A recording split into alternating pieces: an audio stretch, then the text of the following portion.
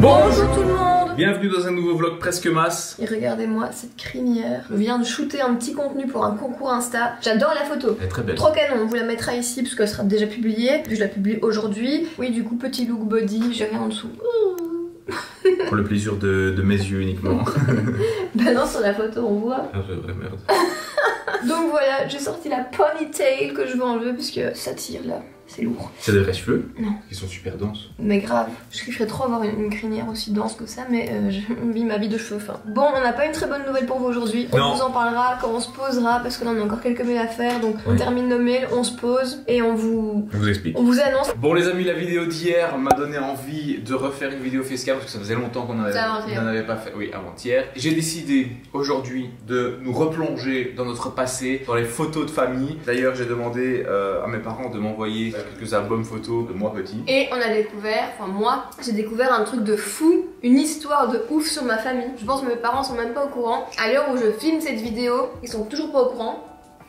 C'est avec ton frère? Ça c'est moi, je sais pas qui c'est la personne. Je pense qu'ils sont même pas encore au courant. Et quand on va dans 2 jours, je vais seulement leur expliquer ce que je vous explique maintenant. Bon, quand vous aurez vu cette vidéo, eux le sauront déjà. Mais je me demande trop s'ils connaissent cette histoire de famille. Commençons par le commencement. On vous explique tout. On n'a pas trouvé ces secrets tout seul. Non. On s'est aidé. On s'est aidé d'une plateforme qui s'appelle MyHeritage. Vous connaissez sûrement. Voilà, et qui sponsorise cette vidéo d'ailleurs. C'est une plateforme qui permet de reconstituer votre arbre généalogique, mais pas que. Et on va vous montrer tout ce qu'elle peut faire. Parce que les secrets, c'est pas dans mon arbre généalogique, c'est dans une autre branche. Voilà, c'est ça. Et même notre arbre généalogique, perso, et je pense que vous aussi, on peut remonter jusqu'à nos grands-parents, voire arrière-grands-parents si on les a connus. Mais moi, je sais tout, je m'arrête là, et toi? Ouais, pareil. Mes grands-parents, je les ai connus. C'est un travail de ouf qu'ils font sur MyHeritage. Vous mettez en fait vos données, celles de vos parents. C'est ce qu'on appelle le Magic 7. Vos données, comme tu disais, de vos parents, papa, maman, arrière-grands-parents maternels, arrière-grands-parents paternels. On en a 7. Et donc, la plateforme va rechercher parmi leur base de données qui est de 12 milliards de documents d'archives et 3,8 milliards de personnes sont répertoriées dans MyHeritage. Donc ça veut dire que quand vous mettez votre nom, votre Magic 7, la plateforme va fonctionner en autonomie et va rechercher à partir des informations que vous avez données toutes les personnes qui ont un lien avec votre famille. C'est un truc de malade. Enfin moi je vois ça dans les films en vrai, quand ils retrouvent les héritiers, enfin tu vois les héritiers, la même après dans Dynastie. Mais je trouve que c'est trop passionnant, surtout à l'approche des fêtes. C'est un petit côté, tu sais, nostalgie familiale à l'approche des fêtes et tout. Tu te rends compte de tout ce qui se passe dans ta famille. Tu te dis, je ne suis pas au bout de mes surprises. Avant d'aller plus loin dans cette vidéo, on veut vous partager un bon plan, puisque avec le lien que vous a mis dans la description, vous pouvez directement faire votre arbre généalogique gratuitement. La plateforme est gratuite. Pendant 14 jours. Avec ce lien, pendant 14 jours. Et ensuite, c'est un abonnement qui se met en place et vous avez moins 50% sur l'abonnement. L'abonnement, pourquoi? Parce qu'en fait, MyHeritage continue de vous mettre à jour continuellement durant l'année dès qu'il y a un nouveau match avec votre famille. Donc si par exemple quelqu'un s'inscrit ou quelqu'un upload des données, ils vont directement vous prévenir s'il y a un lien. Donc c'est bien de faire son arbre une fois et d'avoir déjà son arbre qui est complété et de voir avec qui on a des liens. Mais sachez qu'en gardant votre lien actif sur MyHeritage, vous allez être tenu au courant. Ça tourne dans 1 an, vous allez découvrir que vous avez un demi-frère au Canada. Vous penserez à moi.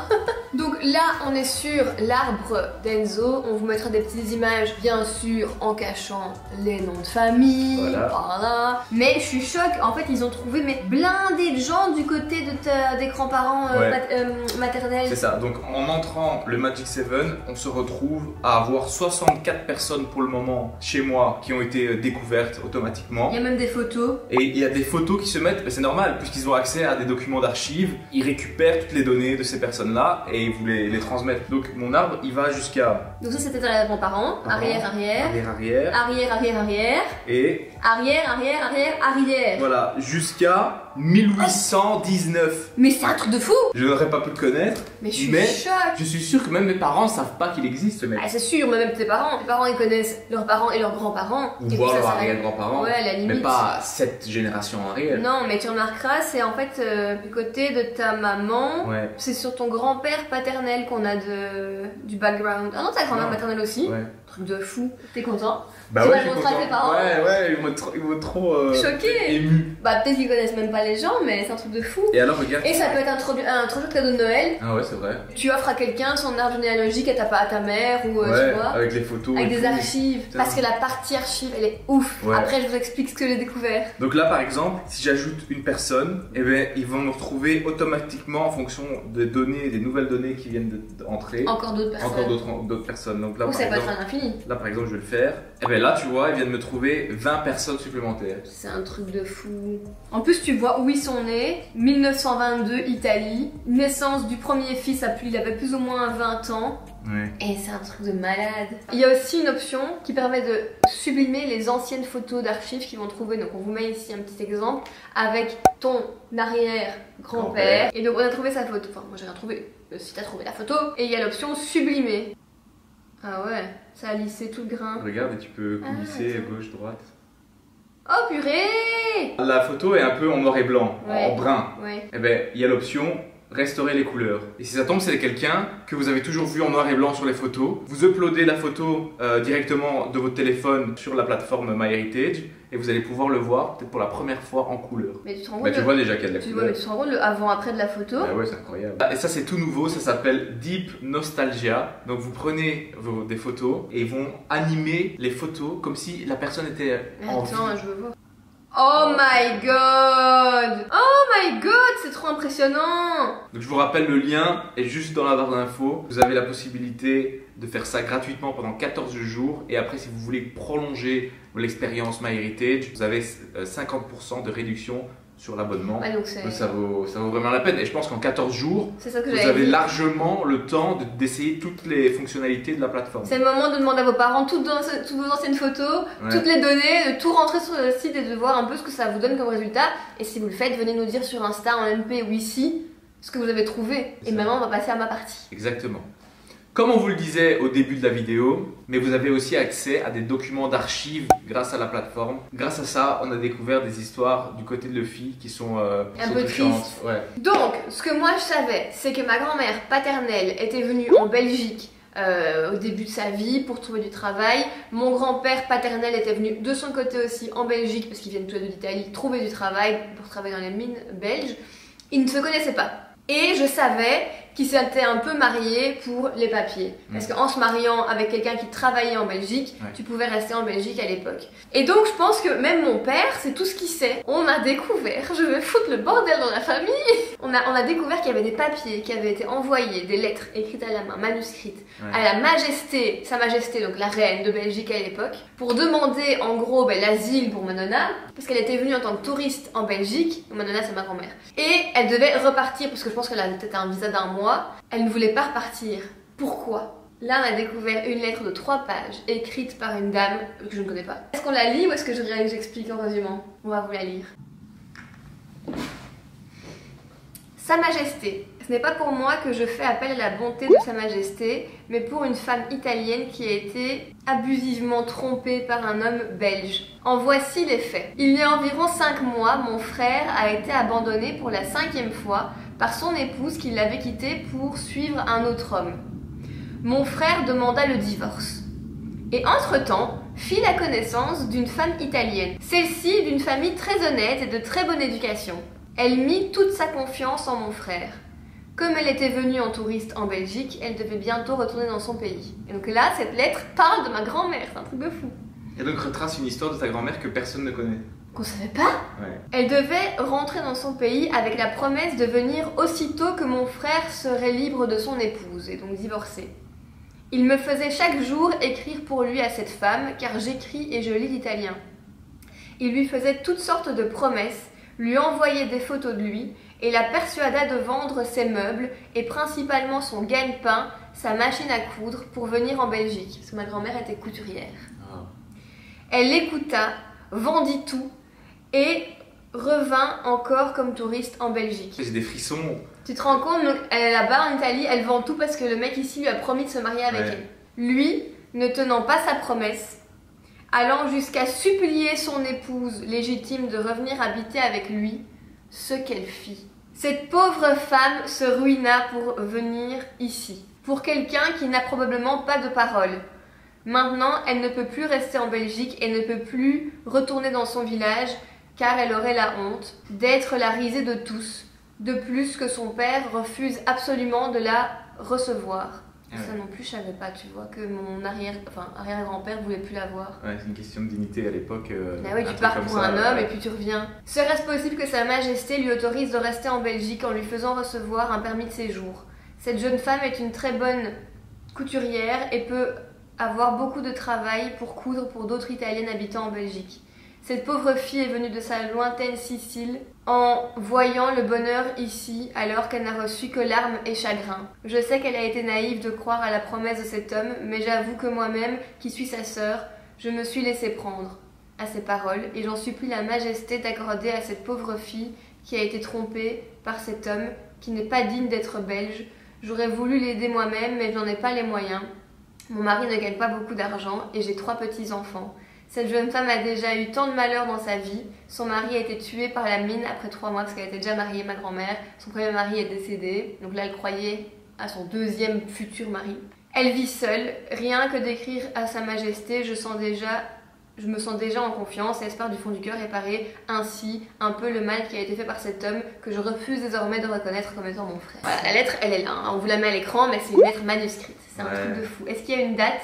Oui, il y a une date, le 1er mars 1960. Mais c'est pas le plus triste dans l'histoire. Non. Le plus triste dans l'histoire, c'est qu'ils ont refusé le permis de séjour et ça on le voit dans un autre document. C'est seulement 1 an après qu'elle a eu son permis de séjour.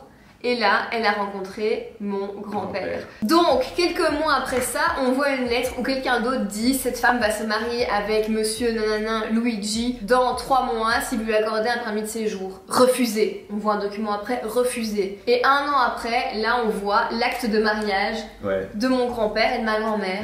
Et donc, je veux trop demander à mon père en 2 jours c'est qui cet autre Luigi. Je suis sûre que lui-même il sait pas, il va se dire « Mais un truc de fou. Ta grand-mère, elle était mariée avec un Luigi. Il est décédé. Elle a voulu épouser un Luigi qui s'est pas fait. Ça s'est pas fait. Et elle a épousé un Luigi qui est ton grand-père. Elle l'a fait exprès ou? Je sais pas. Les amis, vous allez entrer vos coordonnées, vous allez découvrir des histoires comme ça aussi. Hein. C'est sûr, hein, parce que ça va rechercher automatiquement, vous allez retrouver des trucs. Mais je trouve ça incroyable que ces documents existent encore. Ouais, c'est vrai, t'imagines. Et vraiment, l'histoire, elle m'a un peu chamboulée cette nuit-là quand on a lu les documents au soir. Après, j'avais toute la nuit de ça.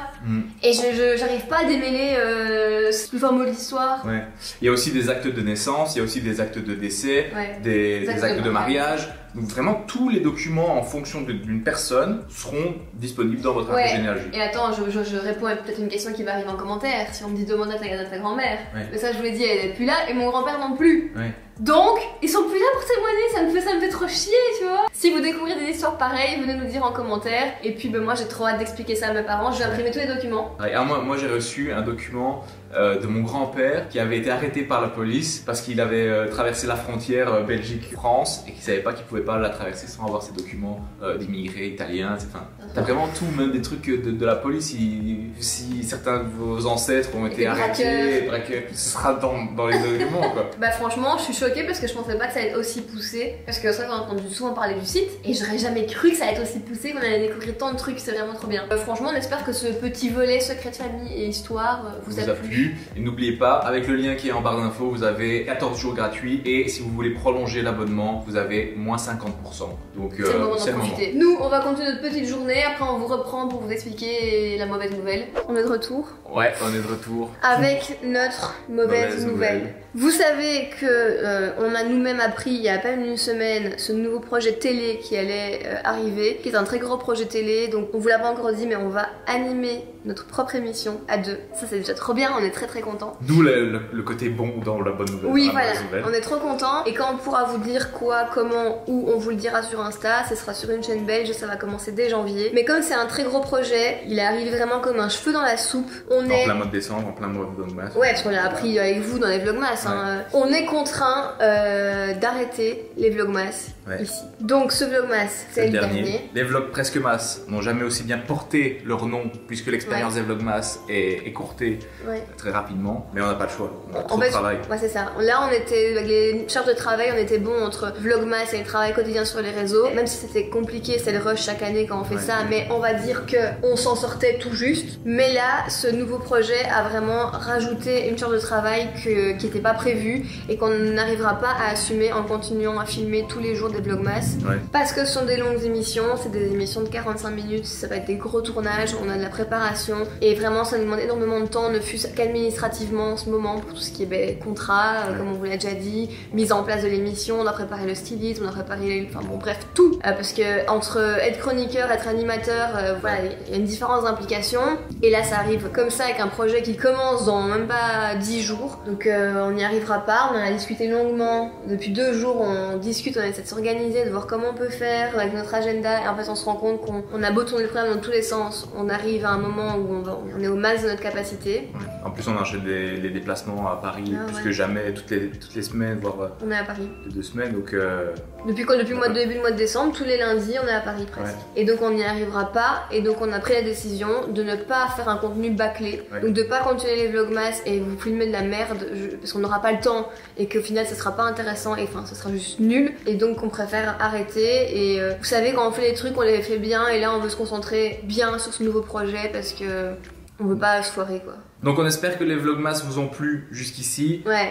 J'espère que malgré tout, même si on en a sorti une petite dizaine, que ça vous a diverti. Oui. Et que vous avez passé un bon moment avec nous. Voilà, exactement ce que j'allais dire. Et de toute façon, on se retrouve sur les réseaux au quotidien tout le mois de décembre. Donc notre quotidien continue là-bas, sur TikTok, sur Instagram. Et on vous dévoile le projet là-bas dans très peu de temps dès qu'on peut en parler. Donc venez. Et puis, écoutez, on est déçus, mais c'est partie remise. On préfère faire ça que se mettre dans l'embarras et puis ne pas y arriver.